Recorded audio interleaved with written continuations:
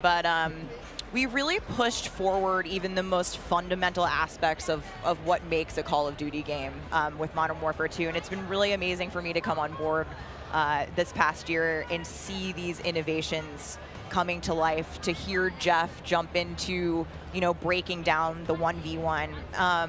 And personally for me, water. Our water, I've seen the memes, we love water. It's really hard to make in games. But the aquatic combat, some of the things you're able to do with vehicles in the water, I think that level of immersion is really going to speak to fans and has been something that I've really enjoyed playing the last couple months. Aquatic combat. Steph loves to swim. Joe, sure can we go into some details about our water-based adventures in MW2?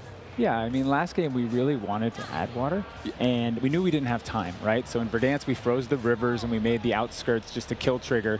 In this game, as soon as we started Modern Warfare 2, we leaned into water, both visually, beautiful caustics, there's waves with white caps, but we also, the gameplay side, there's unique ballistics underwater.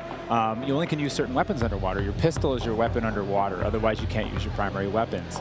But it's also a nice cover or evasion mechanic. If you're getting shot at, you can dive into the water, and as you get deeper, it gets murkier. Like the farther you are from something, you can't see it. And so it's been super fun for us to dig into water and really flex on what water could be in Call of Duty. And you saw the boats and the mine that floats, and every piece of equipment has been filtered. Like, how does it work through water? Like, we had to look at everything in the game and say, how does it work in water? What's the best version? Our vehicles will just slowly submerge. They really would, instead of blinking out. Yeah, everything. A lot of details. The behaviors are awesome. Oh my God! Well, I can't quite wait to literally dip my toes into those waters. But guys, let's not forget about the ground and the air. Like, I mean, what else is going to be coming to the movement system? Joe, what do we got?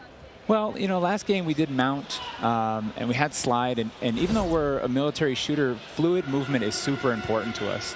So this game, as you saw in the trailer, you can see here on the video, we have a new ledge hang mechanic, and that's essentially a high mantle. But instead of doing a high mantle and throwing yourself up over into combat, you can now peek. If you have a pistol, you can pull that pistol out and use that.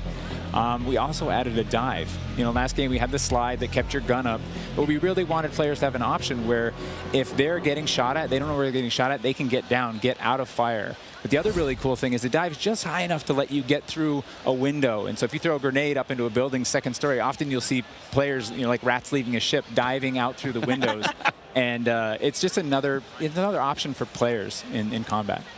Yeah, and all of these dynamic movements mean you can interact with vehicles specifically in a very cool way. I'm going to save some of that gas for when we get to Warzone 2.0, but it's really exciting.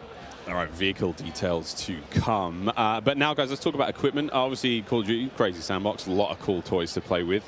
Joe, what are some of the new new items that we're going to be throwing at each other and equipping and using and all sorts in the next game? I mean, you saw some cool stuff in the trailer. You saw the drill charge. You saw the shock stick. One of the other cool ones you saw is the inflatable decoy. And this is a mine that you can throw out, and it basically sits there. And if a player gets close to it, it auto-deploys and basically inflates like a car airbag going off.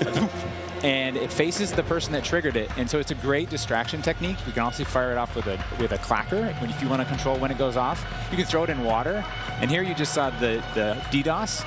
We added all this equipment into this game, and the DDoS is our kind of answer of like, hey, I'm going to breach this building. I want to go clean house, but I don't want to deal with all the shit inside. So I'm going to hit the DDoS. Boom! It's going to shut down everything, and I can move in, and clear that room. You saw the heartbeat sensor is back. It's got a new look. But it also has a battery as a balancing mechanic, so you can't use it indefinitely in Warzone. And there's so much more. This is the TAC cam too, which you guys just saw, which to me is my personal favorite. You can put out a lot of them, and even you can patch into your teammates, so you can. It gets a little crazy. Yeah, kind of like a sticky GoPro, but will actually mark your enemies for your team. Yeah. So it's. I expect to see a lot of fun moments with that today. So many toys and new tools that we just want players to get in and play with. I think there's something like 13 field upgrades, between Warzone and Core MP, and it's pretty awesome. Oh my God! Until they all get